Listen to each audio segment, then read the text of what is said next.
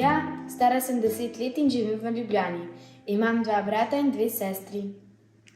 Mija, kdaj in kako si ti začela moliti? Začela sem moliti, ko smo bili še majhni in molili smo z družino. Molili pa smo hop, hvala, prosim, oprosti. Kako pa ti običajno moliš? Molim,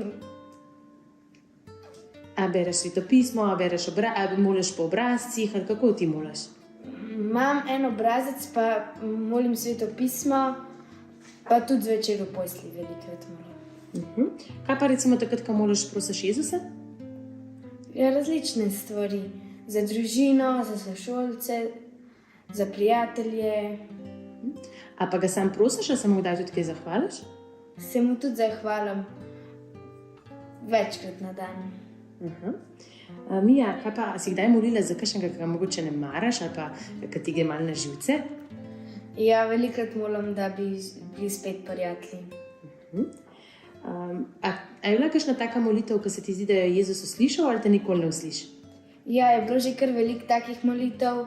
Najbolj se pa spomnim une, ki je bila mami noseča, pa je mogla iti že roditi, pa še zmerni, pa sem pa molila, pa jo je pol rodila. A imaš kakšen odlomek iz Svetega pisma, ki ti je še posebej všeč? Ja, Daniel mi je še posebej všeč, ker je bil vržen v levjo jamo, pa ga je pol Jezus, da ni bil nič poškodovan. Zakaj ti je pa ta odlomek všeč? No in tako ostane mi v srcu. Te tudi tebe kaj spodbuja ta odlomek?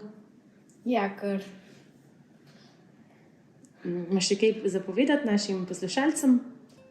ja, da naj še oni veliko molijo, pa mislim, da bo tudi njih Jezus uslišal. Dio!